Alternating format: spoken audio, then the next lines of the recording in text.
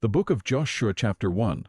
After the death of Moses the servant of the Lord said to Joshua son of Nun, Moses' aide, "Moses my servant is dead. Now then, you and all these people, get ready to cross the Jordan River into the land I am about to give to them to the Israelites. I will give you every place where you set your foot, as I promised Moses. Your territory will extend from the desert to Lebanon, and from the great river, the Euphrates, all the Hittite country to the great sea on the west. No one will be able to stand up against you all the days of your life. As I was with Moses, so I will be with you. I will never leave you nor forsake you. Be strong and courageous, because you will lead these people to inherit the land I swore to their forefathers to give them. Be strong and very courageous. Be careful to obey all the law my servant Moses gave you. Do not turn from it to the right or to the left, that you may be successful wherever you go. Do not let this book of the law depart from your mouth. Meditate on it day and night, so that you may be careful to do everything written in it. Then you will be prosperous and successful. Have I not commanded you? Be strong and courageous. Do not be terrified, do not be discouraged, for the Lord your God will be with you wherever you go." So Joshua ordered the officers of the people, "Go through the camp and tell the people, get your supplies ready. 3 days from now you will cross the Jordan here to go in and take possession of the land the Lord your God is giving you for your own." But to the Reubenites, the Gadites, and the half-tribe of Manasseh, Joshua said, "Remember the command that Moses the servant of the Lord gave you. The Lord your God is giving you rest and has granted you this land. Your wives, your children, and your livestock may stay in the land that Moses gave you east of the Jordan. But all your fighting men, fully armed, must cross over ahead of your brothers. You are to help your brothers until the Lord gives them rest, as he has done for you, and until they too have taken possession of the land that the Lord your God is giving them. After that, you may go back and occupy your own land, which Moses the servant of the Lord gave you east of the Jordan toward the sunrise." Then they answered Joshua, "Whatever you have commanded us we will do, and wherever you send us we will go. Just as we fully obeyed Moses, so we will obey you. Only may the Lord your God be with you as he was with Moses. Whoever rebels against your word and does not obey your words, whatever you may command them, will be put to death. Only be strong and courageous." The book of Joshua chapter 2. Then Joshua son of Nun secretly sent 2 spies from Shittim. "Go, look over the land," he said, "especially Jericho." So they went and entered the house of a prostitute named Rahab and stayed there. The king of Jericho was told, "Look, some of the Israelites have come here tonight to spy out the land." So the king of Jericho sent this message to Rahab, "Bring out the men who came to you and entered your house, because they have come to spy out the whole land." But the woman had taken the 2 men and hidden them. She said, "Yes, the men came to me, but I did not know where they had come from." At dusk, when it was time to close the city gate, the men left. I don't know which way they went. Go after them quickly. You may catch up with them. But she had taken them up to the roof and hidden them under the stalks of flax she had laid out on the roof. So the men set out in pursuit of the spies on the road that leads to the fords of the Jordan. And as soon as the pursuers had gone out, the gate was shut. Before the spies lay down for the night, she went up on the roof and said to them, "I know that the Lord has given this land to you, and that a great fear of you has fallen on us, so that all who live in this country are melting in fear because of you. We have heard how the Lord dried up the water of the Red Sea for you when you came out of Egypt, and what you did to Sihon and Og, the 2 kings of the Amorites east of the Jordan, whom you completely destroyed. When we heard of it, our hearts melted and everyone's courage failed because of you, for the Lord your God is God in heaven above and on the earth below. Now then, please swear to me by the Lord that you will show kindness to my family, because I have shown kindness to you. Give me a sure sign that you will spare the lives of my father and mother, my brothers and sisters, and all who belong to them, and that you will save us from death." "Our lives for your lives," the men assured her. If you don't tell what we are doing, we will treat you kindly and faithfully when the Lord gives us the land." So she let them down by a rope through the window, for the house she lived in was part of the city wall. Now she had said to them, "Go to the hills so the pursuers will not find you. Hide yourselves there 3 days until they return, and then go on your way." The men said to her, "This oath you made us swear will not be binding on us, unless, when we enter the land, you have tied this scarlet cord in the window through which you let us down, and unless you have brought your father and mother, your brothers, and all your family into your house. If anyone goes outside your house into the street, his blood will be on his own head, we will not be responsible. As for anyone who is in the house with you, his blood will be on our head if a hand is laid on him. But if you tell what we are doing, we will be released from the oath you made us swear." "Agreed," she replied. "Let it be as you say." So she sent them away, and they departed, and she tied the scarlet cord in the window. When they left, they went into the hills and stayed there 3 days, until the pursuers had searched all along the road and returned without finding them. Then the 2 men started back. They went down out of the hills, forded the river, and came to Joshua son of Nun and told him everything that had happened to them. They said to Joshua, "The Lord has surely given the whole land into our hands. All the people are melting in fear because of us." The book of Joshua chapter 3. Early in the morning Joshua and all the Israelites set out from Shittim and went to the Jordan, where they camped before crossing over. After 3 days the officers went throughout the camp, giving orders to the people, "When you see the ark of the covenant of the Lord your God, and the priests, who are Levites, carrying it, you are to move out from your positions and follow it. Then you will know which way to go, since you have never been this way before. But keep a distance of about 1,000 yards between you and the ark, do not go near it." Joshua told the people, "Consecrate yourselves, for tomorrow the Lord will do amazing things among you." Joshua said to the priests, "Take up the ark of the covenant and pass on ahead of the people." So they took it up and went ahead of them. And the Lord said to Joshua, "Today I will begin to exalt you in the eyes of all Israel, so they may know that I am with you as I was with Moses. Tell the priests who carry the ark of the covenant, when you reach the edge of the Jordan's waters, go and stand in the river." Joshua said to the Israelites, "Come here and listen to the words of the Lord your God.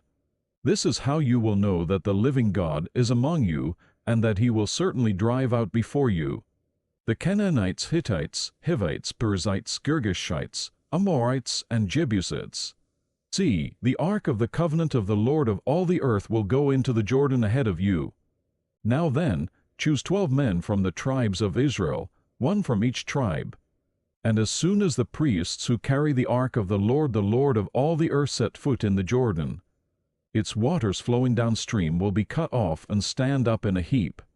So when the people broke camp to cross the Jordan, the priests carrying the ark of the covenant went ahead of them.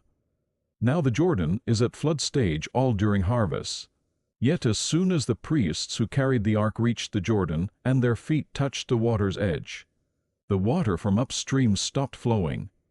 It piled up in a heap a great distance away, at a town called Adam in the vicinity of Zarethan. While the water flowing down to the sea of the Arabah, the salt sea, was completely cut off.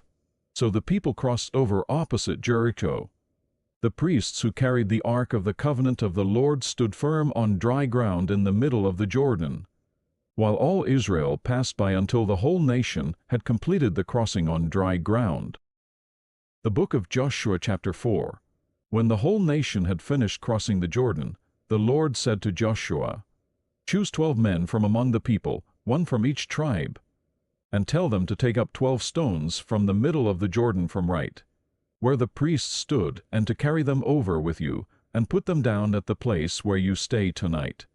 So Joshua called together the 12 men he had appointed from the Israelites, 1 from each tribe, and said to them, "Go over before the ark of the Lord your God into the middle of the Jordan. Each of you is to take up a stone on his shoulder, according to the number of the tribes of the Israelites, to serve as a sign among you. In the future, when your children ask you, "What do these stones mean?" tell them that the flow of the Jordan was cut off before the ark of the covenant of the Lord. When it crossed the Jordan, the waters of the Jordan were cut off. These stones are to be a memorial to the people of Israel forever. So the Israelites did as Joshua commanded them. They took 12 stones from the middle of the Jordan, according to the number of the tribes of the Israelites, as the Lord had told Joshua, and they carried them over with them to their camp, where they put them down. Joshua set up the 12 stones that had been in the middle of the Jordan at the spot where the priests, who carried the ark of the covenant, had stood, and they are there to this day. Now the priests who carried the ark remained standing in the middle of the Jordan until everything the Lord had commanded Joshua was done by the people, just as Moses had directed Joshua.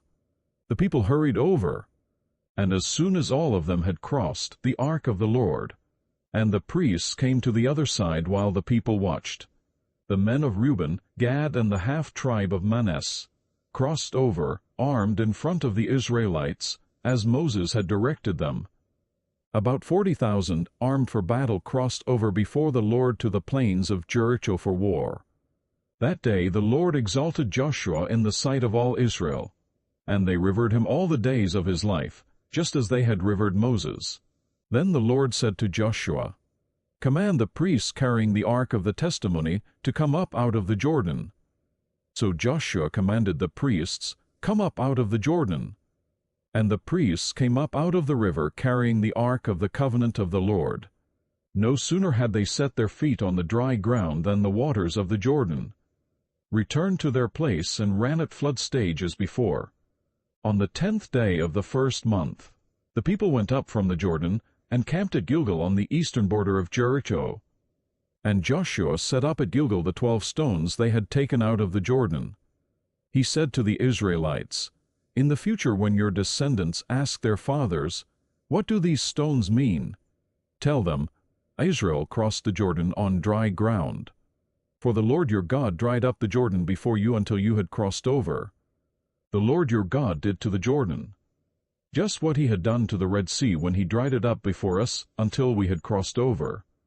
He did this so that all the peoples of the earth might know that the hand of the Lord is powerful, and so that you might always fear the Lord your God." The book of Joshua, chapter 5. Now when all the Amorite kings west of the Jordan and all the Canaanite kings along the coasts heard how the Lord had dried up the Jordan before the Israelites until we had crossed over, their hearts melted, and they no longer had the courage to face the Israelites. At that time the Lord said to Joshua, "Make flint knives and circumcise the Israelites again." So Joshua made flint knives and circumcised the Israelites at Gibeath Haraloth. Now this is why he did so all those who came out of Egypt, all the men of military Ejidid in the desert on the way after leaving Egypt.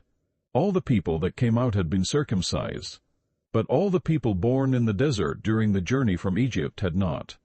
The Israelites had moved about in the desert 40 years, until all the men who were of military age when they left Egypt had died, since they had not obeyed the Lord. For the Lord had sworn to them that they would not see the land that he had solemnly promised their fathers, to give us, a land flowing with milk and honey. So he raised up their sons in their place, and these were the ones Joshua circumcised. They were still uncircumcised because they had not been circumcised on the way. And after the whole nation had been circumcised, they remained where they were in camp until they were healed. Then the Lord said to Joshua, "Today I have rolled away the reproach of Egypt from you." So the place has been called Gilgal to this day. On the evening of the 14th day of the month, while camped at Gilgal on the plains of Jericho, the Israelites celebrated the Passover. The day after the Passover, that very day, they ate some of the produce of the land, unleavened bread and roasted grain. The manna stopped the day after they ate this food from the land. There was no longer any manna for the Israelites. But that year they ate of the produce of Canaan. Now when Joshua was near Jericho, he looked up and saw a man standing in front of him with a drawn sword in his hand. Joshua went up to him and asked, "Are you for us or for our enemies?" "Neither," he replied, but as commander of the army of the Lord I have now come." Then Joshua fell face down to the ground in reverence and asked him, "What message does my Lord have for his servant?" The commander of the Lord's army replied, "Take off your sandals, for the place where you are standing is holy." And Joshua did so. The book of Joshua chapter 6. Now Jericho was tightly shut up because of the Israelites. No one went out and no one came in. Then the Lord said to Joshua, "See, I have delivered Jericho into your hands, along with its king and its fighting men. March around the city once with all the armed men. Do this for 6 days. Have 7 priests carry trumpets of ram's horns in front of the ark. On the 7th day, march around the city 7 times, with the priests blowing the trumpets. When you hear them sound a long blast on the trumpets, have all the people give a loud shout. Then the wall of the city will collapse, and the people will go up, every man straight in." So Joshua son of Nun called the priests and said to them, "Take up the ark of the covenant of the Lord, and have 7 priests carry trumpets in front of it." And he ordered the people, "Advance, march around the city, with the armed guard going ahead of the ark of the Lord."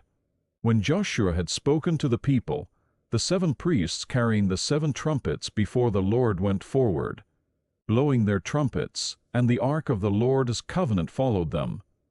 The armed guard marched ahead of the priests who blew the trumpets, and the rear guard followed the ark. All this time the trumpets were sounding. But Joshua had commanded the people, "Do not give a war cry, do not raise your voices. Do not say a word until the day I tell you to shout. Then shout." So he had the ark of the Lord carried around the city, circling it once. Then the people returned to camp and spent the night there. Joshua got up early the next morning, and the priests took up the ark of the Lord. The 7 priests carrying the 7 trumpets went forward, marching before the ark of the Lord and blowing the trumpets. The armed men went ahead of them, and the rear guard followed the ark of the Lord, while the trumpets kept sounding. So on the 2nd day they marched around the city once and returned to the camp. They did this for 6 days. On the 7th day they got up at daybreak and marched around the city 7 times in the same manner, except that on that day they circled the city 7 times. The 7th time around, when the priests sounded the trumpet blasts, Joshua commanded the people, "Shout, for the Lord has given you the city. The city and all that is in it are to be devoted to the Lord. Only Rahab the prostitute and all who are with her in her house shall be spared, because she hid the spies we sent. But keep away from the devoted things, so that you will not bring about your own destruction by taking any of them. Otherwise you will make the camp of Israel liable to destruction and bring trouble on it. All the silver and gold, and the articles of bronze and iron are sacred to the Lord and must go into his treasury." When the trumpet sounded, the people shouted. And at the sound of the trumpet, when the people gave a loud shout, the wall collapsed. So every man charged straight in, and they took the city. They devoted the city to the Lord and destroyed with the sword every living thing in it, men and women, young and old, cattle, sheep and donkeys. Joshua said to the 2 men who had spied out the land, "Go into the prostitute's house and bring her out and all who belong to her, in accordance with your oath to her." So the young men who had done the spying went in and brought out Rahab, her father and mother and brothers, and all who belonged to her. They brought out her entire family and put them in a place outside the camp of Israel. Then they burned the whole city and everything in it, but they put the silver and gold and the articles of bronze and iron into the treasury of the Lord's house. But Joshua spared Rahab the prostitute with her family, and all who belonged to her, because she hid the men Joshua had sent as spies to Jericho, and she lives among the Israelites to this day. At that time Joshua pronounced this solemn oath, "Cursed before the Lord is the man who undertakes to rebuild this city, Jericho, at the cost of his firstborn son. Will he lay its foundations, at the cost of his youngest will he set up its gates." So the Lord was with Joshua, and his fame spread throughout the land. The book of Joshua chapter 7. But the Israelites acted unfaithfully in regard to the devoted things Achan son of Carmi, the son of Zimri, the son of Zerah, of the tribe of Judah, took some of them. So the Lord's anger burned against Israel. Now Joshua sent men from Jericho to Ai, which is near Beth Aven to the east of Bethel, and told them, Go up and spy out the region. So the men went up and spied out Ai. When they returned to Joshua, they said, Not all the people will have to go up against Ai. Send 2,000 or 3,000 men to take it, and do not weary all the people, for only a few men are there. So about 3,000 men went up, but they were routed by the men of Ai, who killed about 36 of them. They chased the Israelites from the city gate as far as the stone quarries and struck them down on the slopes. At this the hearts of the people melted and became like water. Then Joshua tore his clothes and fell face down to the ground before the ark of the Lord, remaining there till evening. The elders of Israel did the same and sprinkled dust on their heads. And Joshua said, Ah, sovereign Lord, why did you ever bring this people across the Jordan? To deliver us into the hands of the Amorites to destroy us? If only we had been content to stay on the other side of the Jordan. O Lord, what can I say, now that Israel has been routed by its enemies? The Canaanites and the other people of the country will hear about this, and they will surround us and wipe out our name from the earth. What then will you do for your own great name? The Lord said to Joshua, Stand up, what are you doing down on your face? Israel has sinned, they have violated my covenant, which I commanded them to keep. They have taken some of the devoted things they have stolen. They have lied, they have put them with their own possessions. That is why the Israelites cannot stand against their enemies. They turn their backs and run because they have been made liable to destruction. I will not be with you any more unless you destroy whatever among you is devoted to destruction. Go, consecrate the people. Tell them, Consecrate yourselves in preparation for tomorrow, for this is what the Lord, the God of Israel, says, that which is devoted is among you, O Israel. You cannot stand against your enemies until you remove it. In the morning, present yourselves tribe by tribe. The tribe that the Lord takes shall come forward clan by clan. The clan that the Lord takes shall come forward family by family, and the family that the Lord takes shall come forward man by man. He who is caught with the devoted things shall be destroyed by fire, along with all that belongs to him. He has violated the covenant of the Lord and has done a disgraceful thing in Israel. Early the next morning Joshua had Israel come forward by tribes, and Judah was taken. The clans of Judah came forward, and he took the Zerahites. He had the clan of the Zerahites come forward by families, and Zimri was taken. Joshua had his family come forward man by man, and Achan son of Carmi, the son of Zimri, the son of Zerah of the tribe of Judah, was taken. Then Joshua said to Achan, My son, give glory to the Lord, the God of Israel, and give him the praise. Tell me what you have done, do not hide it from me. Achan replied, It is true. I have sinned against the Lord, the God of Israel. This is what I have done. When I saw in the plunder a beautiful robe from Babylonia, 200 shekels of silver, and a wedge of gold weighing 50 shekels, I coveted them, and took them. They are hidden in the ground inside my tent, with the silver underneath. So Joshua sent messengers, and they ran to the tent, and there it was, hidden in his tent, with the silver underneath. They took the things from the tent, brought them to Joshua and all the Israelites, and spread them out before the Lord. Then Joshua, together with all Israel, took Achan son of Zerah, the silver, the robe, the gold wedge, his sons and daughters, his cattle, donkeys and sheep, his tent and all that he had, to the valley of Achor. Joshua said, Why have you brought this trouble on us? The Lord will bring trouble on you today. Then all Israel stoned him, and after they had stoned the rest, they burned them. Over Achan they heaped up a large pile of rocks, which remains to this day. Then the Lord turned from his fierce anger. Therefore that place has been called the Valley of Achor ever since. The book of Joshua, chapter 8. Then the Lord said to Joshua, Do not be afraid, do not be discouraged. Take the whole army with you, and go up and attack Ai. For I have delivered into your hands the king of Ai, his people, his city and his land.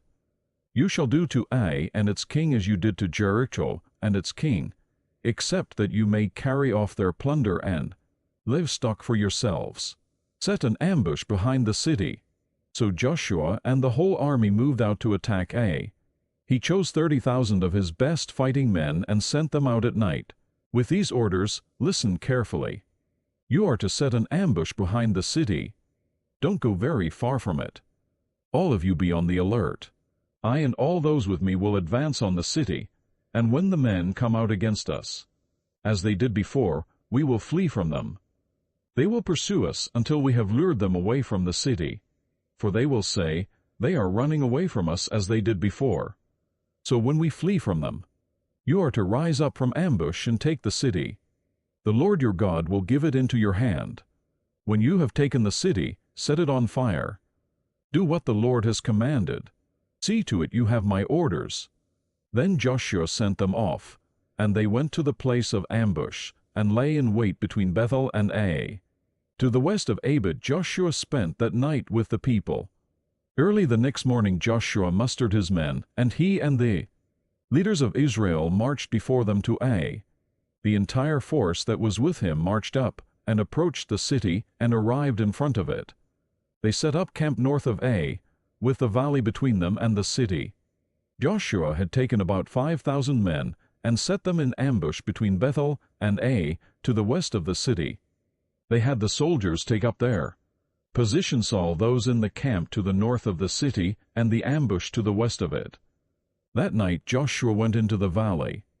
When the king of Ai saw this, he and all the men of the city hurried out early in the morning to meet Israel in battle at a certain place overlooking the Arabah. But he did not know that an ambush had been set against him behind the city. Joshua and all Israel let themselves be driven back before them, and they fled toward the desert. All the men of Ai were called to pursue them, and they pursued Joshua and were lured away from the city. Not a man remained in Ai or Bethel who did not go after Israel. They left the city open and went in pursuit of Israel. Then the Lord said to Joshua, "Hold out toward Ai the javelin that is in your hand, for into your hand I will deliver the city."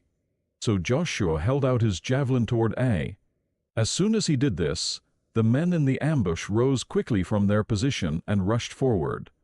They entered the city and captured it, and quickly set it on fire.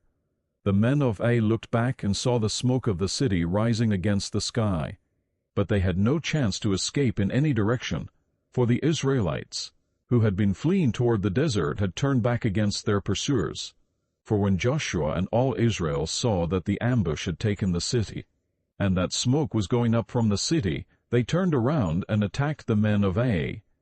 The men of the ambush also came out of the city against them, so that they were caught in the middle, with Israelites on both sides. Israel cut them down, leaving them neither survivors nor fugitives. But they took the king of Ai alive and brought him to Joshua. When Israel had finished killing all the men of Ai in the fields and in the desert where they had chased them, and when every one of them had been put to the sword, all the Israelites returned to Ai and killed those who were in it. 12,000 men and women fell that day, all the people of Ai. For Joshua did not draw back the hand that held out his javelin until he had destroyed all who lived in Ai. But Israel did carry off for themselves the livestock and plunder of this city, as the Lord had instructed Joshua. So Joshua burned Ai and made it a permanent heap of ruins, a desolate place to this day. He hung the king of Ai on a tree and left him there until evening. At sunset, Joshua ordered them to take his body from the tree and throw it down at the entrance of the city gate. And they raised a large pile of rocks over it, which remains to this day. Then Joshua built on Mount Ebal an altar to the Lord, the God of Israel, as Moses the servant of the Lord had commanded the Israelites. He built it according to what is written in the book of the law of Moses, an altar of uncut stones, on which no iron tool had been used. On it they offered to the Lord burnt offerings and sacrificed fellowship offerings. There, in the presence of the Israelites, Joshua copied on stones the law of Moses, which he had written. All Israel, aliens and citizens alike, with their elders, Officials and judges were standing on both sides of the Ark of the Covenant of the Lord, facing those who carried it, the priests, who were Levites. Half of the people stood in front of Mount Gerizim and half of them in front of Mount Ebal, as Moses, the servant of the Lord, had formerly commanded when he gave instructions to bless the people of Israel. Afterward Joshua read all the words of the law, the blessings and the curses, just as it is written in the book of the law. There was not a word of all that Moses had commanded that Joshua did not read to the whole assembly of Israel, including the women and children and the aliens who lived among them. The book of Joshua chapter 9. Now when all the kings west of the Jordan heard about these things, those in the hill country, in the western foothills, and along the entire coast of the great sea as far as Lebanon, the kings of the Hittites, Amorites, Canaanites, Perizzites, Hivites, and Jebusites, they came together to make war against Joshua and Israel.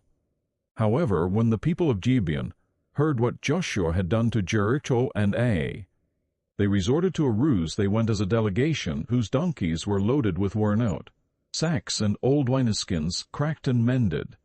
The men put worn and patched sandals on their feet and wore old clothes. All the bread of their food supply was dry and moldy. Then they went to Joshua in the camp at Gilgal and said to him and the men of Israel, "We have come from a distant country. Make a treaty with us." The men of Israel said to the Hivites, "But perhaps you live near us. How then can we make a treaty with you?" "We are your servants," they said to Joshua. But Joshua asked, "Who are you and where do you come from?" They answered, "Your servants have come from a very distant country because of the fame of the Lord your God. For we have heard reports of him, all that he did in Egypt, and all that he did to the two kings of the Amorites east of the Jordan, Sihon, king of Heshbon, and Og, king of Bashan, who reigned in Ashtaroth. And our elders and all those living in our country said to us, 'Take provisions for your journey. Go and meet them and say to them, "We are your servants. Make a treaty with us." This bread of ours was warm when we packed it at home on the day we left to come to you. But now see how dry and moldy it is. And these wineskins that we filled were new, but see how cracked they are. And our clothes and sandals are worn out by the very long journey." The men of Israel sampled their provisions, but did not inquire of the Lord. Then Joshua made a treaty of peace with them to let them live, and the leaders of the assembly ratified it by oath. 3 days after they made the treaty with the Gibeonites, the Israelites heard that they were neighbors, living near them. So the Israelites set out, and on the 3rd day came to their cities Gibeon, Kephirah, Beeroth, and Kiriath-jearim. But the Israelites did not attack them, because the leaders of the assembly had sworn an oath to them by the Lord, the God of Israel. The whole assembly grumbled against the leaders. But all the leaders answered, "We have given them our oath by the Lord, the God of Israel, and we cannot touch them now. This is what we will do to them: we will let them live, so that wrath will not fall on us for breaking the oath we swore to them." They continued, "Let them live, but let them be woodcutters and water carriers for the entire community."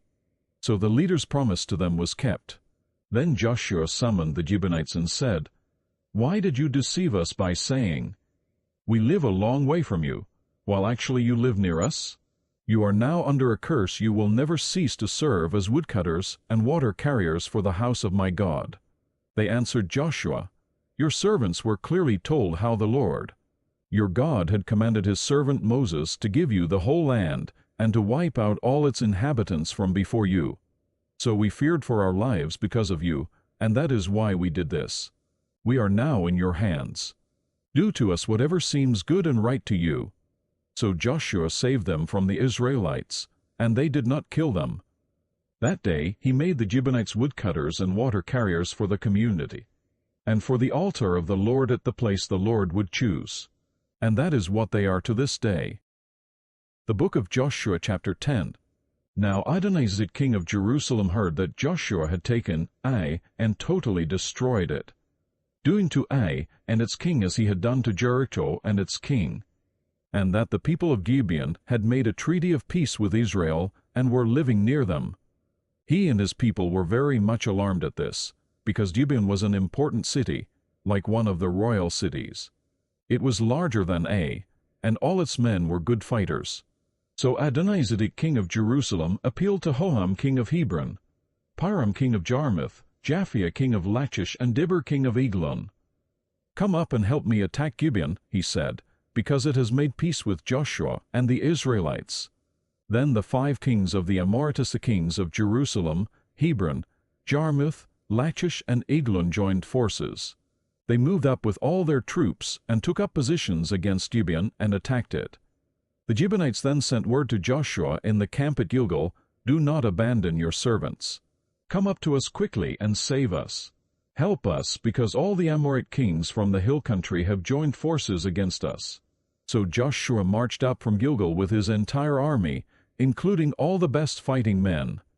The Lord said to Joshua, "Do not be afraid of them, I have given them into your hand.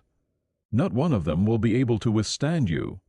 After an all-night march from Gilgal, Joshua took them by surprise.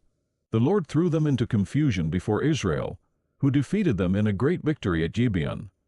Israel pursued them along the road going up to Beth-horon, and cut them down all the way to Azekah and Makkedah. As they fled before Israel on the road down from Beth-horon to Azekah, the Lord hurled large hailstones down on them from the sky, and more of them died from the hailstones than were killed by the swords of the Israelites. On the day the Lord gave the Amorites over to Israel, Joshua said to the Lord in the presence of Israel, "O sun, stand still over Gibeon, O moon, over the valley of Ajalon." So the sun stood still, and the moon stopped, till the nation avenged itself on its enemies. As it is written in the book of Jasher, "The sun stopped in the middle of the sky and delayed going down about a full day. There has never been a day like it before or since, a day when the Lord listened to a man." Surely the Lord was fighting for Israel. Then Joshua returned with all Israel to the camp at Gilgal. Now the 5 kings had fled and hidden in the cave at Makkedah. When Joshua was told that the 5 kings had been found hiding in the cave at Makkedah, he said, "Roll large rocks up to the mouth of the cave, and post some men there to guard it. But don't stop, pursue your enemies, attack them from the rear, and don't let them reach their cities, for the Lord, your God, has given them into your hand." So Joshua and the Israelites destroyed them completely, almost to a man, but the few who were left reached their fortified cities. The whole army then returned safely to Joshua in the camp at Makkedah, and no one uttered a word against the Israelites. Joshua said, "Open the mouth of the cave and bring those 5 kings out to me." So they brought the 5 kings out of the cave, the kings of Jerusalem, Hebron, Jarmuth, Lachish, and Eglon. When they had brought these kings to Joshua, he summoned all the men of Israel and said to the army commanders who had come with him, "Come here and put your feet on the necks of these kings." So they came forward and placed their feet on their necks. Joshua said to them, "Do not be afraid, do not be discouraged. Be strong and courageous. This is what the Lord will do to all the enemies you are going to fight." Then Joshua struck and killed the kings and hung them on 5 trees, and they were left hanging on the trees until evening. At sunset Joshua gave the order, and they took them down from the trees, and threw them into the cave where they had been hiding. At the mouth of the cave they placed large rocks, which are there to this day. That day Joshua took Makkedah. He put the city and its king to the sword and totally destroyed everyone in it. He left no survivors, and he did to the king of Makkedah as he had done to the king of Jericho. Then Joshua and all Israel with him moved on from Makkedah to Libnah and attacked it. The Lord also gave that city and its king into Israel's hand. The city and everyone in it Joshua put to the sword. He left no survivors there, and he did to its king as he had done to the king of Jericho. Then Joshua and all Israel with him moved on from Libnah to Lachish. He took up positions against it and attacked it. The Lord handed Lachish over to Israel, and Joshua took it on the 2nd day. The city and everyone in it he put to the sword, just as he had done to Libnah. Meanwhile, Horam king of Jizr had come up to help Lachish, but Joshua defeated him and his army until no survivors were left. Then Joshua and all Israel with him moved on from Lachish to Eglon. They took up positions against it and attacked it. They captured it that same day and put it to the sword and totally destroyed everyone in it, just as they had done to Lachish. Then Joshua and all Israel with him went up from Eglon to Hebron and attacked it. They took the city and put it to the sword, together with its king, its villages, and everyone in it. They left no survivors. Just as at Eglon, they totally destroyed it and everyone in it. Then Joshua and all Israel with him turned around and attacked Dibber. They took the city, its king and its villages, and put them to the sword. Everyone in it they totally destroyed. They left no survivors. They did to Dibber and its king as they had done to Libnah and its king and to Hebron. So Joshua subdued the whole region, including the hill country, the Negev, the western foothills and the mountain slopes, together with all their kings. He left no survivors. He totally destroyed all who breathed, just as the Lord, the God of Israel, had commanded. Joshua subdued them from Kadesh Barnea to Gaza, and from the whole region of Goshen to Gibeon. All these kings and their lands Joshua conquered in one campaign, because the Lord, the God of Israel, fought for Israel. Then Joshua returned with all Israel to the camp at Gilgal. The book of Joshua, chapter 11. When Jabin king of Hazor heard of this, he sent word to Jobab king of Madon, to the kings of Shimron and Akshaph, and to the northern kings who were in the mountains in the Arabah, south of Kinnereth, in the western foothills, and in Naphoth Dor on the west, to the Canaanites in the east and west, to the Amorites, Hittites, Perizzites and Jebusites in the hill country, and to the Hivites below Hermon in the region of Mizpah. They came out with all their troops and a large number of horses and chariots, a huge army, as numerous as the sand on the seashore. All these kings joined forces and made camp together at the waters of Merom to fight against Israel. The Lord said to Joshua, "Do not be afraid of them, because by this time tomorrow I will hand all of them over to Israel, slain. You are to hamstring their horses and burn their chariots." So Joshua and his whole army came against them suddenly at the waters of Merom and attacked them. And the Lord gave them into the hand of Israel. They defeated them and pursued them all the way to Greater Sidon, to Misrephoth, Maim, and to the valley of Mizpah on the east, until no survivors were left. Joshua did to them as the Lord had directed. He hamstrung their horses and burned their chariots. At that time Joshua turned back and captured Hazor, and put its king to the sword. Hazor had been the head of all these kingdoms. Everyone in it they put to the sword. They totally destroyed them, not sparing anything that breathed, and he burned up Hazor itself. Joshua took all these royal cities and their kings and put them to the sword. He totally destroyed them, as Moses the servant of the Lord had commanded. Yet Israel did not burn any of the cities built on their mounts except Hazor, which Joshua burned. The Israelites carried off for themselves all the plunder and livestock of these cities. But all the people they put to the sword until they completely destroyed them, not sparing anyone that breathed. As the Lord commanded his servant Moses, so Moses commanded Joshua, and Joshua did it. He left nothing undone of all that the Lord commanded Moses. So Joshua took this entire land, the hill country, all the Negev, the whole region of Goshen, the western foothills, the Arabah, and the mountains of Israel with their foothills, from Mount Halak, which rises toward Seir, to Baal-Gad in the valley of Lebanon below Mount Hermon. He captured all their kings and struck them down, putting them to death. Joshua waged war against all these kings for a long time, except for the Hivites living in Gibeon. Not one city made a treaty of peace with the Israelites, who took them all in battle. For it was the Lord himself who hardened their hearts to wage war against Israel, so that he might destroy them totally, exterminating them without mercy, as the Lord had commanded Moses. At that time Joshua went and destroyed the Anakites from the hill country from Hebron, Dibber and Anab, from all the hill country of Judah, and from all the hill country of Israel. Joshua totally destroyed them and their towns. No Anakites were left in Israelite territory, only in Gaza, Gath, and Ashdod did any survive.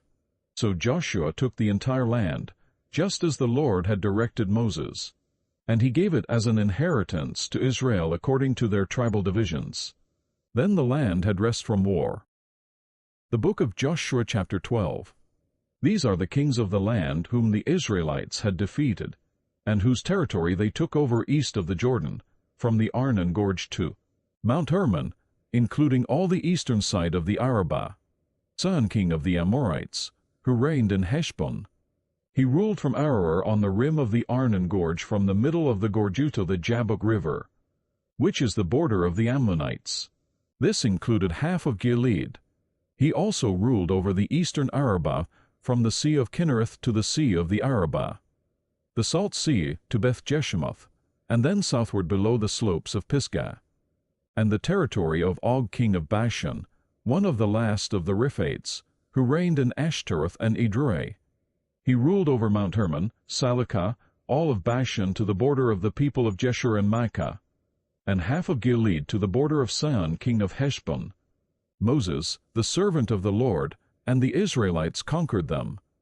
And Moses the servant of the Lord gave their land to the Reubenites, the Gadites, and the half-tribe of Manasseh to be their possession. These are the kings of the land that Joshua and the Israelites conquered on the west side of the Jordan, from Baal, Gad in the valley of Lebanon to Mount Halak, which rises toward Seir. Their lands Joshua gave as an inheritance to the tribes of Israel according to their tribal divisions: the hill country, the western foothills, the Arabah, the mountain slopes, the desert, and the Negev, the lands of the Hittites, Amorites, Canaanites, Perizzites, Hivites, and Jebusites. The king of Jericho won the king of Ai near Bethel won. The king of Jerusalem won the king of Hebron won. The king of Jarmuth won the king of Lachish won. The king of Eglon won the king of Jizr won. The king of Dibber won the king of Jidder won. The king of Hormah won the king of Arad won. The king of Libnah won the king of Adullam won. The king of Mecca won the king of Bethel won. The king of Tappuah won the king of Hepher won. The king of Aphik won the king of Lasharon won. The king of Madon won the king of Hazor won. The king of Shimron-Meron won the king of Akshaph won. The king of Tanech won the king of Megiddo won. The king of Kedesh won the king of Jokneam in Carmel won. The king of Dor in Nephoth Dor won the king of Goim in Gilgal won. The king of Tirzah won 31 kings in all. The book of Joshua chapter 13. When Joshua was old and well advanced in years, the Lord said to him, "You are very old, and there are still very large areas of land to be taken over. This is the land that remains, all the regions of the Philistines and Jeshurites, from the Shur river on the east of Egypt to the territory of Ekron on the north, all of it counted as Canaanite. The territory of the 5 Philistine rulers in Gaza, Ashdod, Ashkelon, Gath, and Ekron, that of the Avites. From the south, all the land of the Canaanites, from Arah of the Sidonians as far as Aphik, the region of the Amorites. The area of the Gibeonites and all Lebanon to the east, from Baal-Gad below Mount Hermon to Lebo-Hamath. As for all the inhabitants of the mountain regions from Lebanon to Misrephoth-Maim, that is, all the Sidonians, I myself will drive them out before the Israelites. Be sure to allocate this land to Israel for an inheritance, as I have instructed you, and divide it as an inheritance among the 9 tribes and half of the tribe of Manasseh. The other half of Manasseh, the Reubenites, and the Gadites had received the inheritance that Moses had given them east of the Jordan, as he, the servant of the Lord, had assigned it to them. It extended from Aroer on the rim of the Arnon gorge, and from the town in the middle of the gorge, and included the whole plateau of Medeba as far as Dibon, and all the towns of Sihon king of the Amorites, who ruled in Heshbon, out to the border of the Ammonites. It also included Gilead, the territory of the people of Jeshur and Micah, all of Mount Hermon, and all Bashan as far as Salekah, that is, the whole kingdom of Og in Bashan, who had reigned in Ashtaroth, and Edrei, and had survived as one of the last of the Riphates. Moses had defeated them and taken over their land. But the Israelites did not drive out the people of Jeshur and Micah, so they continue to live among the Israelites to this day. But to the tribe of Levi he gave no inheritance, since the offerings made by fire to the Lord, the God of Israel, are their inheritance, as he promised them. This is what Moses had given to the tribe of Reuben, clan by clan, the territory from Aroer on the rim of the Arnon Gorge, and from the town in the middle of the gorge, and the whole plateau past Medeba, to Heshbon and all its towns on the plateau, including Debon, Bamothbaal, Bethbalmeon, Jahaz, Kedemoth Mephath, Kiriathaim Sibmah, Zerethshire on the hill in the valley, Beth Peor, the slopes of Pisgah, and Beth Jeshemoth, all the towns on the plateau, and the entire realm of Sihon king of the Amorites, who ruled at Heshbon. Moses had defeated him and the Midianite chiefs, Evi, Rechem, Zor, Hur, and Reba, princes allied with Sihon who lived in that country. In addition to those slain in battle, the Israelites had put to the sword Balaam son of Beor, who practiced divination. The boundary of the Reubenites was the bank of the Jordan. These towns and their villages were the inheritance of the Reubenites, clan by clan. This is what Moses had given to the tribe of Gad, clan by clan, the territory of Jazer, all the towns of Gilead, and half the Ammonite country as far as Aroer, near Rabbah, and from Heshbon to Ramath, Mizpah, and Betonim, and from Mahanaim to the territory of Debir, and in the valley Beth-Haram, Beth-Nimrah, Succoth, and Zaphon, with the rest of the realm of Sihon king of Heshbon, the east side of the Jordan, the territory up to the end of the sea of Kinnereth. These towns and their villages were the inheritance of the Gadites, clan by clan. This is what Moses had given to the half-tribe of Manasseh, that is, to half the family of the descendants of Manasseh, clan by clan, the territory extending from Mahanaim and including all of Bashan, the entire realm of Og king of Bashan, all the settlements of Jair and Bashan, 60 towns, half of Gilead, and Ashtaroth and Edrei, the royal cities of Og in Bashan. This was for the descendants of Machir son of Manasseh, for half of the sons of Machir, clan by clan. This is the inheritance Moses had given when he was in the plains of Moab across the Jordan east of Jericho. But to the tribe of Levi Moses had given no inheritance. The Lord, the God of Israel, is their inheritance, as he promised them. The book of Joshua, chapter 14. Now these are the areas the Israelites received as an inheritance in the land of Canaan, which Eleazar the priest, Joshua son of Nun, and the heads of the tribal clans of Israel allotted to them. Their inheritances were assigned by lot to the 9½ tribes, as the Lord had commanded through Moses. Moses had granted the 2½ tribes their inheritance east of the Jordan, but had not granted the Levites an inheritance among the rest, for the sons of Joseph had become 2 tribes, Manasseh and Ephraim. They, Levites, received no share of the land, but only towns to live in, with pasturelands for their flocks and herds. So the Israelites divided the land, just as the Lord had commanded Moses. Now the men of Judah approached Joshua at Gilgal, and Caleb son of Jephunneh. The Kenizzite said to him, "You know what the Lord said to Moses the man of God at Kadesh Barnea about you and me. I was 40 years old when Moses the servant of the Lord sent me from Kadesh Barnea to explore the land. And I brought him back a report according to my convictions. But my brothers who went up with me made the hearts of the people melt with fear. I, however, followed the Lord my God wholeheartedly. So on that day Moses swore to me, 'The land on which your feet have walked will be your inheritance, and that of your children forever, because you have followed the Lord my God wholeheartedly.' Now then, just as the Lord promised, he has kept me alive for 45 years since the time." He said this to Moses, while Israel moved about in the desert. So here I am today, 85 years old. I am still as strong today as the day Moses sent me out. I'm just as vigorous to go out to battle now as I was then. Now give me this hill country that the Lord promised me that day. You yourself heard then that the Anakites were there, and their cities were large and fortified, but the Lord helping me, I will drive them out just as he said."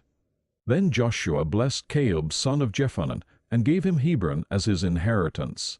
So Hebron has belonged to Caleb son of Jephunneh, the Kenizzite, ever since, because he followed the Lord, the God of Israel, wholeheartedly. Hebron used to be called Kiriath Arba after Arba, who was the greatest man among the Anakites. Then the land had rest from war. The book of Joshua chapter 15. The allotment for the tribe of Judah clan. By clan, extended down to the territory of Edom, to the desert of Zin in the extreme south. Their southern boundary started from the bay at the southern end of the Salt Sea, crossed south of Scorpion Pass, continued on to Zin, and went over to the south of Kadesh Barnea. Then it ran past Hezron up to Ador and curved around to Karka. It then passed along to Asmon and joined the Wadi of Egypt, ending at the sea. This is their southern boundary. The eastern boundary is the Salt Sea as far as the mouth of the Jordan. The northern boundary started from the bay of the sea at the mouth of the Jordan, went up to Beth Hoglah and continued north of Beth Arabah to the stone of Bohan son of Reuben. The boundary then went up to Dibber from the valley of Achor and turned north to Gilgal, which faces the pass of Adumim south of the gorge. It continued along to the waters of En-Shemesh and came out at En-Rogel. Then it ran up the valley of Ben-Hinnom along the southern slope of the Jebusite city, that is, Jerusalem. From there it climbed to the top of the hill west of the Hinnom Valley, at the northern end of the valley of Rephaim. From the hilltop the boundary headed toward the spring of the waters of Nephtoah, came out at the towns of Mount Ephron, and went down toward Baalah, that is, Kiriath Jearim. Then it curved westward from Baalah to Mount Seir, ran along the northern slope of Mount Jearim, that is, Kesalon, continued down to Beth Shemesh and crossed to Timnah. It went to the northern slope of Ekron, turned toward Shikron, passed along to Mount Baalah and reached Jabneel. The boundary ended at the sea. The western boundary is the coastline of the Great Sea. These are the boundaries around the people of Judah by their clans. In accordance with the Lord's command to him, Joshua gave to Caleb son of Jephunneh a portion in Judah Kiriath Arba, that is, Hebron. Arba was the forefather of Anak. From Hebron Caleb drove out the three Anakites, Ahiman and Talmai, descendants of Anak. From there he marched against the people living in Dibber, formerly called Kiriath Sepher. And Caleb said, I will give my daughter Aksah in marriage to the man who attacks and captures Kiriath Sepher. Othniel son of Kenaz, Caleb's brother, took it, so Caleb gave his daughter Aksah to him in marriage. One day when she came to Othniel, she urged him to ask her father for a field. When she got off her donkey, Caleb asked her, What can I do for you? She replied, Do me a special favor. Since you have given me land in the Negev, give me also springs of water. So Caleb gave her the upper and lower springs. This is the inheritance of the tribe of Judah, clan by clan. The southernmost towns of the tribe of Judah in the Negev toward the boundary of Edom were Kabzeel, Eder Jagur, Kaina, Dimonah, Adada, Kedesh, Hazor, Ithnan, Zaph, Talam-Beluth, Hazor Hadata, Kiriath Hezron, that is, Hazor, Amam, Shema, Moladah, Hazar Gada, Heshmon, Beth Palad, Hazar Shual, Beersheba, Biziathah, Baala Aim, Ezum, Eltalad, Kesel, Hormah, Ziklag, Madmana, Sansana, Lebath, Shelhim, Ain and Rimmon, a total of 29 towns and their villages. In the western foothills Eshtal, Dora, Ashna, Zanoah, En-Ganim, Tapua, Enam, Jarmuth, Adullam, Soko, Azekah, Charem, Adathaim and Jidra or Jidrathaim, 14 towns and their villages. Zen and Hadashah, Migdal-Gad, Dilene, Mizpah, Joktheel, Lachish, Bozkath, Eglon, Caban, Lamas, Keklish, Juderoth, Beth Dagon, Nemah and Makta, 16 towns and their villages. Libnah, Ether, Ashan, Ephah, Ashna, Nizib, Keilah, Aksib and Marsha, 9 towns and their villages. Ekron, with its surrounding settlements and villages. West of Ekron, all that were in the vicinity of Ashdod, together with their villages. Ashdod, its surrounding settlements and villages, and Gaza, its settlements and villages, as far as the Wadi of Egypt and the coastline of the Great Sea. In the hill country Shamir, Jeter, Soko, Dana, Kiriath Sana, that is, Dibber, Anab, Eshtimo, Anim, Goshen, Holon and Gilgal, 11 towns and their villages. Arab, Duma, Eshan, Janim, Beth Tapua, Aphekah, Humta, Kiriath Arba, that is, Hebron and Zorn and towns and their villages, Moon, Carmel, Zeph Jotah, Jezreel, Jokteam, Zanoah, Cain, Gibeah and Timatan towns and their villages, Hahal, Beth Zur Judah, Marath, Beth Anath, and Eltekon 6 towns and their villages, Kiriath Baal, that is, Kiriath Jearim and Rabbah 2 towns and their villages. In the desert, Beth Arabah, Midden Sekekah, Nibshan, the city of salt, and En Gedi 6 towns and their villages.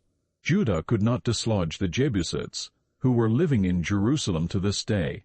The Jebusites live there with the people of Judah. The book of Joshua, chapter 16. The allotment for Joseph began at the Jordan of Jericho, east of the waters of Jericho, and went up from there through the desert into the hill country of Bethel. It went on from Bethel, that is, Luz, crossed over to the territory of the Archites in Ataroth, descended westward to the territory of the Japhletites, as far as the region of lower Beth-horon, and on to Gezer, ending at the sea. So Manasseh and Ephraim, the descendants of Joseph, received their inheritance. This was the territory of Ephraim, clan by clan. The boundary of their inheritance went from Ataroth Adar in the east to Upper Beth-horon, and continued to the sea. From Michmetheth on the north it curved eastward to Tanath Shiloh, passing by it to Janoah on the east. Then it went down from Janoah to Ataroth and Nerah, touched Jericho, and came out at the Jordan. From Tapua the border went west to the Kana ravine and ended at the sea. This was the inheritance of the tribe of the Ephraimites, clan by clan. It also included all the towns and their villages that were set aside for the Ephraimites, within the inheritance of the Manassites. They did not dislodge the Canaanites living in Gezer to this day. The Canaanites live among the people of Ephraim, but are required to do forced labor. The book of Joshua, chapter 17. This was the allotment for the tribe of Manasseh as Joseph's firstborn, that is, for Machir, Manasseh's firstborn. Machir was the ancestor of the Gileadites, who had received Gilead and Bashan because the Machirites were great soldiers. So this allotment was for the rest of the people of Manasseh, the clans of Abiezer, Helek, Azriel, Shechem, Hepher, and Shemida. These are the other male descendants of Manasseh, son of Joseph, by their clans. Now Zelophehad, son of Hepher, the son of Gilead, the son of Machir, the son of Manasseh, had no sons but only daughters, whose names were Mahlah, Noah, Hoglah, Milcah, and Tirzah. They went to Eleazar the priest, Joshua son of Nun, and the leaders, and said, "The Lord commanded Moses to give us an inheritance among our brothers." So Joshua gave them an inheritance along with the brothers of their father, according to the Lord's command. Manasseh's share consisted of 10 tracts of land besides Gilead and Bashan east of the Jordan, because the daughters of the tribe of Manasseh received an inheritance among the sons. The land of Gilead belonged to the rest of the descendants of Manasseh. The territory of Manasseh extended from Asher to Michmetheth east of Shechem. The boundary ran southward from there to include the people living at Tapua. Manasseh had the land of Tapua, but Tapua itself, on the boundary of Manasseh, belonged to the Ephraimites. Then the boundary continued south to the Kana ravine. There were towns belonging to Ephraim lying among the towns of Manasseh. But the boundary of Manasseh was the northern side of the ravine and ended at the sea. On the south the land belonged to Ephraim, on the north to Manasseh. The territory of Manasseh reached the sea and bordered Asher on the north and Issachar on the east. Within Issachar and Asher, Manasseh also had Bethshan, Ablim, and the people of Dor, Ender, Tanech, and Megiddo, together with their surrounding settlements. The third in the list is Naphoth. Yet the Manassites were not able to occupy these towns, for the Canaanites were determined to live in that region. However, when the Israelites grew stronger, they subjected the Canaanites to forced labor, but did not drive them out completely. The people of Joseph said to Joshua, "Why have you given us only one allotment and one portion for an inheritance? We are a numerous people, and the Lord has blessed us abundantly." "If you are so numerous," Joshua answered, And if the hill country of Ephraim is too small for you, go up into the forest and clear land for yourselves there in the land of the Perizzites and Rephaites. The people of Joseph replied, The hill country is not enough for us. And all the Canaanites who live in the plain have iron chariots, both those in Bethshan, and its settlements, and those in the valley of Jezreel. But Joshua said to the house of Joseph, to Ephraim and Manasseh, You are numerous and very powerful. You will have not only one allotment, but the forested hill country as well. Clear it, and its farthest limits will be yours. Though the Canaanites have iron chariots, and though they are strong, you can drive them out. The book of Joshua, chapter 18. The whole assembly of the Israelites gathered at Shiloh and set up the tent of meeting there. The country was brought under their control. But there were still 7 Israelite tribes who had not yet received their inheritance. So Joshua said to the Israelites, How long will you wait before you begin to take possession of the land that the Lord, the God of your fathers, has given you? Appoint 3 men from each tribe. I will send them out to make a survey of the land and to write a description of it, according to the inheritance of each. Then they will return to me. You are to divide the land into 7 parts. Judah is to remain in its territory on the south, and the house of Joseph in its territory on the north. After you have written descriptions of the 7 parts of the land, bring them here to me, and I will cast lots for you in the presence of the Lord our God. The Levites, however, do not get a portion among you, because the priestly service of the Lord is their inheritance. And Gad, Reuben, and the half-tribe of Manasseh have already received their inheritance on the east side of the Jordan. Moses the servant of the Lord gave it to them, as the men started on their way to map out the land. Joshua instructed them, Go and make a survey of the land and write a description of it. Then return to me, and I will cast lots for you here at Shiloh in the presence of the Lord. So the men left and went through the land. They wrote its description on a scroll, town by town, in 7 parts, and returned to Joshua in the camp at Shiloh. Joshua then cast lots for them in Shiloh in the presence of the Lord. And there he distributed the land to the Israelites according to their tribal divisions. The lot came up for the tribe of Benjamin, clan by clan. Their allotted territory lay between the tribes of Judah and Joseph.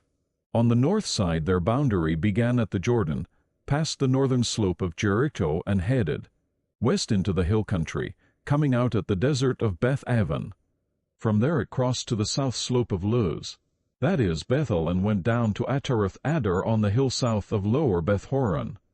From the hill facing Beth-horon on the south, the boundary turned south along the western side and came out at Kiriath-baal, that is, Kiriath-jearim, a town of the people of Judah. This was the western side. The southern side began at the outskirts of Kiriath-jearim on the west, and the boundary came out at the spring of the waters of Nephtoah. The boundary went down to the foot of the hill facing the valley of Ben Hinnom, north of the valley of Rephaim. It continued down the Hinnom valley along the southern slope of the Jebusite city, and so to En Rogel. It then curved north, went to En-Shinsh, continued to Jeliloth, which faces the pass of Adumim, and ran down to the stone of Bohan son of Reuben. It continued to the northern slope of Beth-arabah, and on down into the Arabah. It then went to the northern slope of Beth-hoglah, and came out at the northern bay of the Salt Sea, at the mouth of the Jordan in the south. This was the southern boundary. The Jordan formed the boundary on the eastern side. These were the boundaries that marked out the inheritance of the clans of Benjamin on all sides. The tribe of Benjamin, clan by clan, had the following cities: Jericho, Beth-hoglah, Im-Kiziz, Beth-arabah, Zemarim, Bethel, Avim, Para, Ophrah, Kepharammoni, Ophni, and Jeba, 12 towns and their villages, Gibeon, Ramah, Beeroth, Mizpah, Kephara, Mozah, Rechem, Orpeel, Taralah, Zelah, Haleph, the Jebusite city, that is, Jerusalem, Gibeah, and Kiriath, 14 towns and their villages. This was the inheritance of Benjamin for its clans. The book of Joshua, chapter 19. The second lot came out for the tribe of Simeon, clan by clan. Their inheritance lay within the territory of Judah. It included Beersheba or Sheba, Moladah, Hazar-Shual, Bala, Ezam, Eltalad, Beth-el-Hormah, Ziklag, Beth-Markaboth, Hazar-Susa, Beth-Lebaoth, and Sharan, 13 towns and their villages, Ain, Rimmon, Ether, and Ashan, 4 towns and their villages, and all the villages around these towns as far as Baalath-beer-Ramah in the Negev. This was the inheritance of the tribe of the Semonites, clan by clan. The inheritance of the Semonites was taken from the share of Judah, because Judah's portion was more than they needed. So the Semonites received their inheritance within the territory of Judah.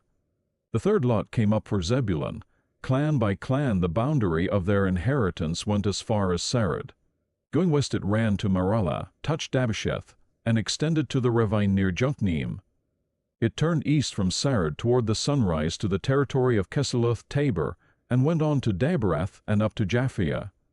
Then it continued eastward to Gath-Hefer and Eth-Kazin. It came out at Rimmon and turned toward Neah. There the boundary went around on the north to Hanathon, and ended at the valley of Ephtael. Included were Katath, Nahalal, Shimron, Idalah, and Bethlehem. There were 12 towns and their villages. These towns and their villages were the inheritance of Zebulun, clan by clan. The fourth lot came out for Issachar, clan by clan. Their territory included Jezreel, Keseloth-Shunem, Hapharaim, Cheyenne, Anaharath, Rabbith, Kishon-Ebez, Remeth, En-Ganim, En-Haddah, and Beth-Pazzez. The boundary touched Tabor, Shahazimah, and Beth-Shemesh, and ended at the Jordan. There were 16 towns and their villages. These towns and their villages were the inheritance of the tribe of Issachar, clan by clan. The fifth lot came out for the tribe of Asher, clan by clan. Their territory included Helkath, Hali-Beton, Akshaph, Alamelech, Amad, and Mishal. On the west the boundary touched Carmel and Sher-Libnath. It then turned east toward Beth-Dagon, touched Zebulun and the valley of Ephtael, and went north to Beth-Emek, and Neiel, passing Cabal on the left. It went to Abdon, Rehob, Hammon, and Cana as far as Greater Sidon. The boundary then turned back toward Ramah, and went to the fortified city of Tyre, turned toward Hosah, and came out at the sea in the region of Achzib, Ummah, Aphek, and Rehob. There were 22 towns and their villages. These towns and their villages were the inheritance of the tribe of Asher, clan by clan. The sixth lot came out for Naphtali, clan by clan. Their boundary went from Hilleph and the large tree in Zaanannim, passing Adami, Neep, and Javneel to Lechem, and ending at the Jordan. The boundary ran west through Aznoth-Tabor and came out at Hukkok. It touched Zebulun on the south, Asher on the west, and the Jordan on the east. The fortified cities were Ziddim, Zur-Hamath, Rekath, Kinnereth, Adamah, Ramah, Hazor, Kedesh, Edrei, in Hazor, Iron, Migdal-el-Horim, Beth-Anath, and Beth-Shemesh. There were 19 towns and their villages. These towns and their villages were the inheritance of the tribe of Naphtali, clan by clan. The seventh lot came out for the tribe of Dan, clan by clan. The territory of their inheritance included Zorah, Eshtal, or Shemesh, Shalaban, Ajalon-Ithlah, Elon-Timnah, Ekron, Altik, Gibbethon-Baalath, Jehud, Bain-Barak, Gath-Rimmon, Me-Jarkon, and Rekon, with the area facing Joppa. But the Danites had difficulty taking possession of their territory. So they went up and attacked Leshem, took it, put it to the sword, and occupied it. They settled in Leshem and named it Dan after their forefather. These towns and their villages were the inheritance of the tribe of Dan, clan by clan. When they had finished dividing the land into its allotted portions, the Israelites gave Joshua son of Nun an inheritance among them, as the Lord had commanded. They gave him the town he asked for Timnath-Serah in the hill country of Ephraim, and he built up the town and settled there. These are the territories that Eleazar the priest, Joshua son of Nun, and the heads of the tribal clans of Israel, assigned by lot at Shiloh in the presence of the Lord at the entrance to the tent of meeting. And so they finished dividing the land. The book of Joshua, chapter 20. Then the Lord said to Joshua, "Tell the Israelites to designate the cities of refuge, as I instructed you through Moses, so that anyone who kills a person accidentally and unintentionally may flee there and find protection from the avenger of blood. When he flees to one of these cities, he is to stand in the entrance of the city gate and state his case before the elders of that city. Then they are to admit him into their city and give him a place to live with them. If the avenger of blood pursues him, they must not surrender the one accused, because he killed his neighbor unintentionally and without malice aforethought. He is to stay in that city until he has stood trial before the assembly, and until the death of the high priest who is serving at that time. Then he may go back to his own home in the town from which he fled." So they set apart Kedesh in Galilee, in the hill country of Naphtali, Shechem in the hill country of Ephraim, and Kiriath Arba, that is, Hebron in the hill country of Judah, on the east side of the Jordan of Jericho. They designated Bezer in the desert on the plateau in the tribe of Reuben, Ramoth in Gilead, in the tribe of Gad, and Golan in Bashan in the tribe of Manasseh. Any of the Israelites or any alien living among them who killed someone accidentally could flee to these designated cities, and not be killed by the avenger of blood prior to standing trial before the assembly. The book of Joshua chapter 21. Now the family heads of the Levites approached Eleazar, the priest, Joshua son of Nun, and the heads of the other tribal families of Israel, at Shiloh in Canaan, and said to them, "The Lord commanded through Moses that you give us towns to live in, with pasturelands for our livestock." So as the Lord had commanded, the Israelites gave the Levites the following towns and pasturelands out of their own inheritance. The first lot came out for the Kohathites, clan by clan. The Levites, who were descendants of Aaron, the priest, were allotted 13 towns from the tribes of Judah, Simeon, and Benjamin. The rest of Kohath's descendants were allotted 10 towns from the clans of the tribes of Ephraim, Dan, and half of Manasseh. The descendants of Gershon were allotted 13 towns from the clans of the tribes of Issachar, Asher, Naphtali, and the half-tribe of Manasseh in Bashan. The descendants of Merari, clan by clan, received 12 towns from the tribes of Reuben, Gad, and Zebulun. So the Israelites allotted to the Levites these towns and their pasturelands, as the Lord had commanded through Moses. From the tribes of Judah and Simeon they allotted the following towns by name. These towns were assigned to the descendants of Aaron, who were from the Kohathite clans of the Levites, because the first lot fell to them. They gave them Kiriath Arba, that is, Hebron, with its surrounding pastureland in the hill country of Judah. Arba was the forefather of Anak. But the fields and villages around the city they had given to Caleb son of Jephunneh as his possession.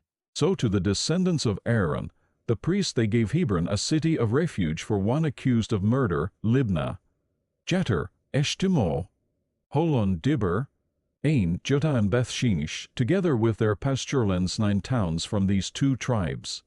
And from the tribe of Benjamin they gave them Gibeon, Dibah, Anathoth, and Almon, together with their pasturelands 4 towns. All the towns for the priests, the descendants of Aaron, were 13, together with their pasturelands. The rest of the Kohathite clans of the Levites were allotted towns from the tribe of Ephraim. In the hill country of Ephraim they were given Shechem, a city of refuge for one accused of murder, and Jizer, Kibzaim, and Bethhoron, together with their pasturelands 4 towns. Also from the tribe of Dan they received Eltek, Gibbethon, Ajalon, and Gathrimmon, together with their pasturelands 4 towns. From half the tribe of Manasseh they received Tanech and Gathrimmon, together with their pasturelands 2 towns. All these 10 towns and their pasturelands were given to the rest of the Kohathite clans. The Levite clans of the Gershonites were given from the half-tribe of Manasseh, Golan in Bashan, a city of refuge for one accused of murder, and Beeshtara, together with their pasturelands 2 towns. From the tribe of Issachar, Kishon, Daberath, Jarmuth, and Engannim, together with their pasturelands 4 towns. From the tribe of Asher, Mishal, Abdon, Helkath, and Rehob, together with their pasturelands 4 towns. From the tribe of Naphtali, Kedesh in Galilee, a city of refuge for one accused of murder, Hamath, Dor, and Kartan, together with their pasture lands 3 towns. All the towns of the Gershonic clans were 13, together with their pasture lands. The Merarite clans, the rest of the Levites, were given from the tribe of Zebulun, Jokneam, Karta, Dimnah, and Nahalal, together with their pasture lands 4 towns. From the tribe of Reuben, Bezer, Jahaz, Kedemoth, and Mephath, together with their pasture lands 4 towns. From the tribe of Gad, Ramoth in Gilead, a city of refuge for one accused of murder, Mahanaim, Heshbon, and Jazer, together with their pasture lands 4 towns in all. All the towns allotted to the Merarite clans, who were the rest of the Levites, were 12. The towns of the Levites in the territory held by the Israelites were 48 in all, together with their pasture lands. Each of these towns had pasture lands surrounding it. This was true for all these towns. So the Lord gave Israel all the land he had sworn to give their forefathers, and they took possession of it and settled there. The Lord gave them rest on every side, just as he had sworn to their forefathers. Not one of their enemies withstood them. The Lord handed all their enemies over to them. Not one of all the Lord's good promises to the house of Israel failed. Every one was fulfilled. The book of Joshua, chapter 22. Then Joshua summoned the Reubenites, the Gadites, and the half-tribe of Manasseh, and said to them, You have done all that Moses the servant of the Lord commanded, and you have obeyed me in everything I commanded. For a long time now to this very day you have not deserted your brothers, but have carried out the mission the Lord your God gave you. Now that the Lord your God has given your brothers rest as he promised, return to your homes in the land that Moses the servant of the Lord gave you on the other side of the Jordan. But be very careful to keep the commandment and the law that Moses, the servant of the Lord, gave you, to love the Lord your God, to walk in all his ways, to obey his commands, to hold fast to him, and to serve him with all your heart and all your soul. Then Joshua blessed them and sent them away, and they went to their homes. To the half-tribe of Manasseh Moses had given land in Bashan, and to the other half of the tribe Joshua gave land on the west side of the Jordan with their brothers. When Joshua sent them home, he blessed them, saying, Return to your homes with your great wealth, with large herds of livestock, with silver, gold, bronze, and iron, and a great quantity of clothing, and divide with your brothers the plunder from your enemies. So the Reubenites, the Gadites, and the half-tribe of Manasseh left the Israelites at Shiloh and Canaan to return to Gilead, their own land, which they had acquired in accordance with the command of the Lord through Moses. When they came to Jeliloth near the Jordan in the land of Canaan, the Reubenites, the Gadites, and the half-tribe of Manasseh built an imposing altar there by the Jordan. And when the Israelites heard that they had built the altar on the border of Canaan at Jeliloth, near the Jordan on the Israelite side, the whole assembly of Israel gathered at Shiloh to go to war against them. So the Israelites sent Phinehas son of Eleazar, the priest, to the land of Gilead, to Reuben, Gad, and the half-tribe of Manasseh. With him they sent 10 of the chief men, one for each of the tribes of Israel, each the head of a family division among the Israelite clans. When they went to Gilead to Reuben, Gad, and the half-tribe of Manasseh, they said to them, The whole assembly of the Lord says, How could you break faith with the God of Israel like this? How could you turn away from the Lord and build yourselves an altar in rebellion against him now? Was not the sin of pure enough for us? Up to this very day, we have not cleansed ourselves from that sin, even though a plague fell on the community of the Lord. And are you now turning away from the Lord? If you rebel against the Lord today, tomorrow, he will be angry with the whole community of Israel. If the land you possess is defiled, come over to the Lord's land, where the Lord's tabernacle stands, and share the land with us. But do not rebel against the Lord or against us by building an altar for yourselves, other than the altar of the Lord our God. When Achan son of Zerah acted unfaithfully regarding the devoted things, did not wrath come upon the whole community of Israel? He was not the only one who died for his sin. Then Reuben, Gad, and the half-tribe of Manasseh replied to the heads of the clans of Israel, The mighty one God, the Lord. The mighty one God, the Lord, He knows. And let Israel know, if this has been in rebellion or disobedience to the Lord. Do not spare us this day. If we have built our own altar to turn away from the Lord, and to offer burnt offerings and grain offerings, or to sacrifice fellowship offerings. On it, may the Lord Himself call us to account. No, we did it for fear that someday your descendants might say to ours, What do you have to do with the Lord, the God of Israel? The Lord has made the Jordan a boundary between us and you Reubenites and Gadites. You have no share in the Lord. So your descendants might cause ours to stop fearing the Lord. That is why we said, Let us get ready and build an altar, but not for burnt offerings or sacrifices. On the contrary, it is to be a witness between us and you, and the generations that follow, that we will worship the Lord at His sanctuary, with our burnt offerings, sacrifices, and fellowship offerings. Then in the future your descendants will not be able to say to ours, You have no share in the Lord.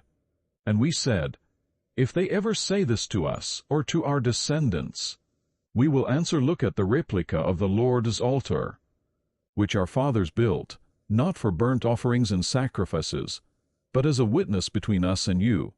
Far be it from us to rebel against the Lord and turn away from Him today by building an altar for burnt offerings, grain offerings and sacrifices, other than the altar of the Lord our God that stands before His tabernacle. When Phinehas the priest and the leaders of the community, the heads of the clans of the Israelites, heard what Reuben, Gad, and Manasseh had to say, they were pleased. And Phinehas son of Eleazar, the priest, said to Reuben, Gad, and Manasseh, Today we know that the Lord is with us, because you have not acted unfaithfully toward the Lord in this matter. Now you have rescued the Israelites from the Lord's hand. Then Phinehas son of Eleazar, the priest, and the leaders returned to Canaan from their meeting with the Reubenites and Gadites in Gilead, and reported to the Israelites. They were glad to hear the report and praised God. And they talked no more about going to war against them to devastate the country, where the Reubenites and the Gadites lived. And the Reubenites and the Gadites gave the altar this name, a witness between us that the Lord is God. The book of Joshua chapter 23. After a long time had passed, and the Lord had given Israel rest from all their enemies around them, Joshua, by then old and well advanced in years, summoned all Israel, their elders, leaders, judges, and officials, and said to them, I am old and well advanced in years. You yourselves have seen everything the Lord your God has done to all these nations for your sake. It was the Lord your God who fought for you. Remember how I have allotted as an inheritance for your tribes all the land of the nations that remain, the nations I conquer between the Jordan and the great sea in the west. The Lord your God Himself will drive them out of your way. He will push them out before you, and you will take possession of their land, as the Lord your God promised you. Be very strong, be careful to obey all that is written in the book of the law of Moses, without turning aside to the right or to the left. Do not associate with these nations that remain among you. Do not invoke the names of their gods or swear by them. You must not serve them or bow down to them. But you are to hold fast to the Lord your God, as you have until now. The Lord has driven out before you great and powerful nations. To this day no one has been able to withstand you. One of you routs 1,000, because the Lord your God fights for you, just as He promised. So be very careful to love the Lord your God. But if you turn away and ally yourselves with the survivors of these nations that remain among you, and if you intermarry with them and associate with them, then you may be sure that the Lord your God will no longer drive out these nations before you.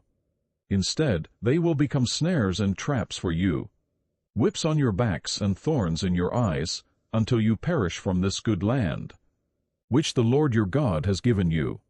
Now I am about to go the way of all the earth. You know with all your heart and soul that not one of all the good promises the Lord your God gave you has failed. Every promise has been fulfilled, not one has failed. But just as every good promise of the Lord your God has come true, so the Lord will bring on you all the evil He has threatened, until He has destroyed you from this good land He has given you, if you violate the covenant of the Lord, your God, which he commanded you, and go and serve other gods and bow down to them. The Lord's anger will burn against you, and you will quickly perish from the good land he has given you. The book of Joshua chapter 24. Then Joshua assembled all the tribes of Israel at Shechem. He summoned the elders, leaders, judges, and officials of Israel, and they presented themselves before God. Joshua said to all the people, "This is what the Lord, the God of Israel, says: Long ago your forefathers, including Terah, the father of Abraham and Nahor, lived beyond the river and worshipped other gods. But I took your father Abraham from the land beyond the river, and led him throughout Canaan and gave him many descendants. I gave him Isaac, and to Isaac I gave Jacob and Esau. I assigned the hill country of Seir to Esau, but Jacob and his sons went down to Egypt. Then I sent Moses and Aaron, and I afflicted the Egyptians by what I did there, and I brought you out. When I brought your fathers out of Egypt, you came to the sea, and the Egyptians pursued them with chariots and horsemen as far as the Red Sea. But they cried to the Lord for help, and he put darkness between you and the Egyptians. He brought the sea over them and covered them. You saw with your own eyes what I did to the Egyptians. Then you lived in the desert for a long time. I brought you to the land of the Amorites who live east of the Jordan. They fought against you, but I gave them into your hands. I destroyed them from before you, and you took possession of their land.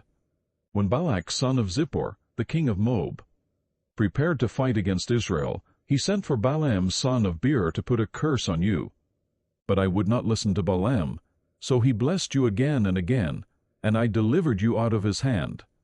Then you crossed the Jordan and came to Jericho.